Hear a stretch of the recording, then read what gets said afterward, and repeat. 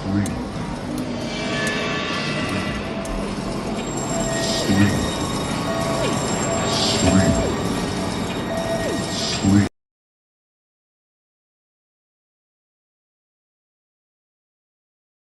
You're bored. We're all bored now. But has it ever occurred to you, Wally, that the process that creates this boredom that we see in the world now may very well be a self-perpetuating, unconscious form of brainwashing created by a world totalitarian government based on money, and that all of this is much more dangerous than one thinks, and it's not just a question of individual survival, Wally, but that somebody who's bored is asleep, and somebody who's asleep will not say no? See, I keep meeting these people. I mean, just a few days ago, I met this man whom I greatly admire. He's a Swedish physicist, Gustav Bjornstrand, and he told me that he no longer watches television, he doesn't read newspapers, and he doesn't read magazines. He's completely cut them out of his life because he really does feel that we're living in some kind of Orwellian nightmare now.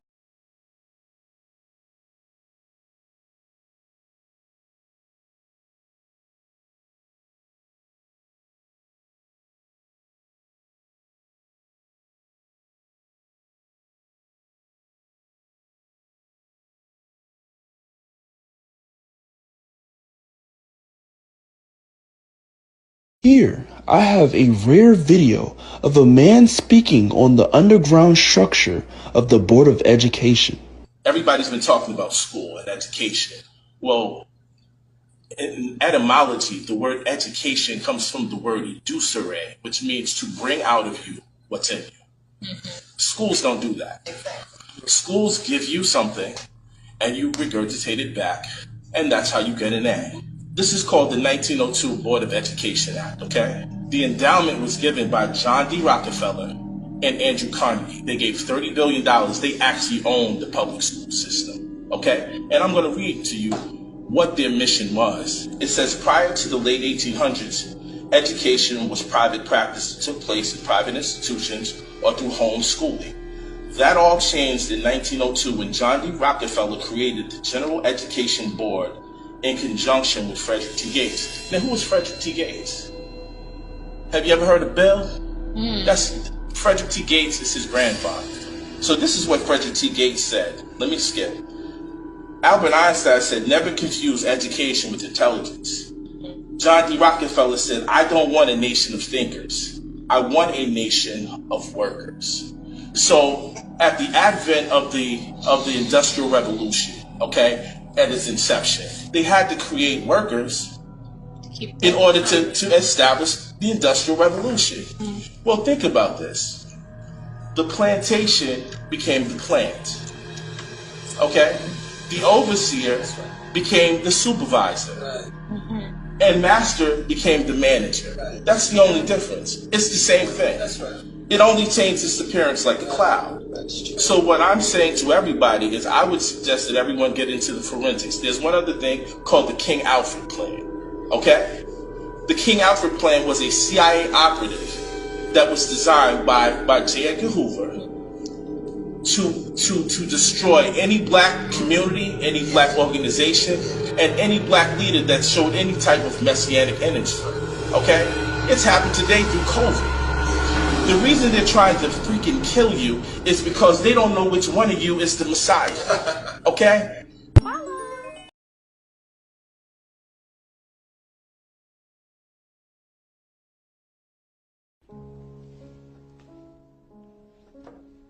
Hello. My name is Montague William III. And what I will tell you may well sound absurd, but the less who believe it, the better for me. For you see, I'm in banking and big industry. For many a year we have controlled your lives, while you all just struggle and suffer in strife.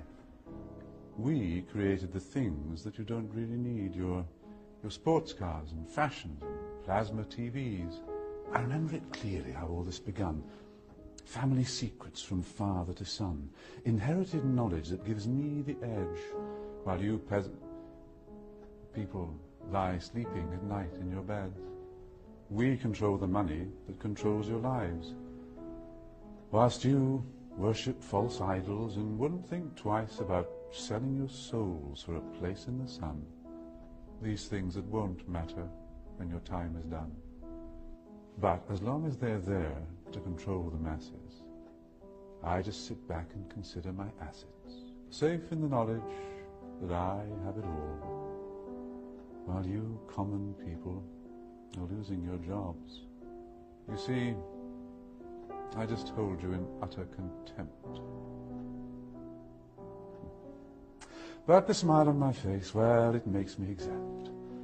For I have the weapon of global TV, which gives us connection and invites empathy.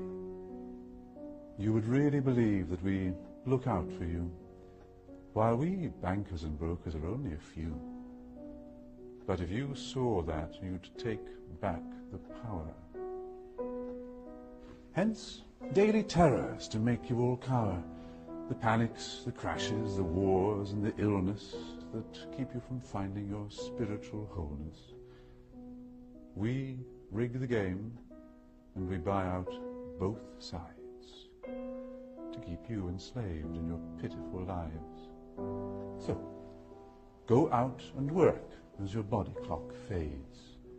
And when it's all over, a few years from the grave, you'll look back on all this, and just then you'll see that your life was nothing, a mere fantasy. There are very few things that we don't now control. To have lawyers and police force was always a goal, doing our bidding while you march on the street. But they never realize that they're only just sheep. For real power resides in the hands of a few. You voted for parties. What more could you do? But what you don't know is they're one and the same. Old Gordon has passed good old David the reins, and you'll follow the leader who was put there by you. But your blood, it runs red, while our blood runs blue. But you simply don't see it's all part of the game. Another distraction, like money and fame. Get ready for wars in the name of the free, vaccinations for illness that will never be, the assault on your children's impressionable minds, and a microchipped world. You'll put up no fight. Information suppression will keep you in tone. Depopulation of peasants was always our goal. But eugenics was not what we hoped it would be. Oh yes, it was us that funded Nazis. But as long as we own all the media too, what's really happening does not concern you. So just go on watching your plasma TV, and the world will be run by the ones you can't see.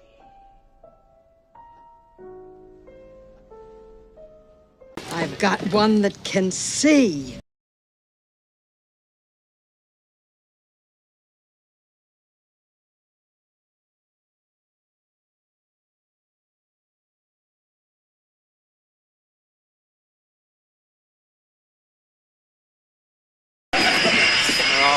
We stopped again. I hate it when the train stops in the tunnel. Yeah. It's like a little taste of death while you're still living, you know? We'll all be tasting death as long as we are trapped by the international banking czars and their lackeys, the oil-rich sheiks. Here we are. All right, everybody clam up. Look what they did to Mr. Archie Bunker, speaking in reply to the editorial broadcast last Saturday. Good evening, everybody. This is Archie Bunker of 704 Hauser Street, veteran of the big war, speaking on behalf of Guns for Everybody. Now, question. What was the first thing that the communists done when they took over in Russia?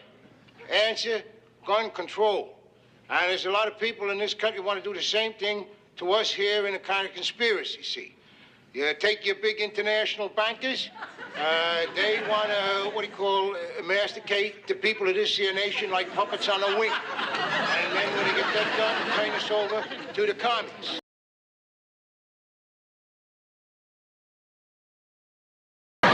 They're the ones you should be arresting, not me. Why don't you say that before? What do we got here? Cam, this is William Klein. He was wrecking an office. But I just wanted to meet them face to face. I wanted them to admit what they were doing. Who is they? He was in the office of the Trilateral Commission. Trilateral Commission? Yeah, the Trilateral Commission. All right, what is the Trilateral Commission? It's an organization founded in 1973 by David Rockefeller to bring together business and political leaders from the United States, Europe, Japan, so they could work together for better economic and political cooperation between their nations. And with that's what they'd like us to believe. But you see, what they're really up to is a scheme to plant their own loyal members in positions of power in this country, to work to erase national boundaries and create an international community, and in time bring about a one-world government with David Rockefeller calling the shots. I take it they're pressing charges? Yeah, well, he broke a globe and some UNICEF artwork. Well, they're in on it, too. Okay, Mr. Klein, if you just... I'm telling you, our whole way of life as we know it is in jeopardy. I appreciate that information. But I have the documented evidence. It's all in there. Show him. Well, he's got these magazines here. Conspiracy Review? Suppressed Truth Roundup? The whole master plan is exposed. Yeah, well, You're still not convinced, huh? Would you like to hear the names of just a few of the people who have been on the Trilateral Commission? Not particularly. James Earl Carter. Heard of him? Look, Mr. Klein... Henry Kissinger. You heard of him? Walter Mondale. Who? Mr. Klein, this is John Anderson, George Bush. Now, you remember at the convention, everybody thought it was going to be Ford for Veep. You know what happened? David Rockefeller just picked up a phone, put in a call. Hey, Ronnie, forget Jerry, it's George. Bye. So, no matter who won in November, they had their man in the White House. Are you through? Yeah, I guess so. Okay. Listen, I'm sorry for yelling. It's just, I get so agitated when I think about what they're doing. Try and relax now, Mr. Klein. You have a seat over there. You can give all this information to Sergeant Dietrich, okay? Thank you. Sit down. Maybe Mr. Tables and get on out of here. Thank you. Here you go.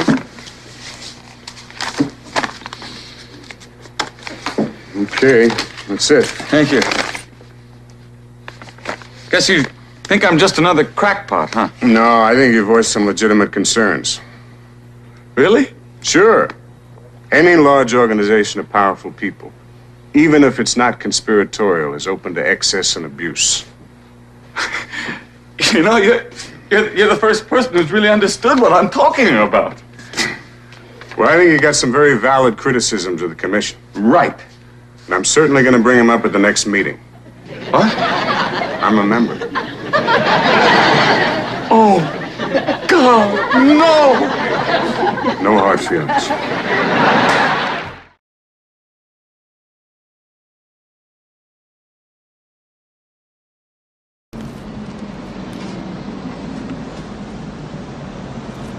What's your problem?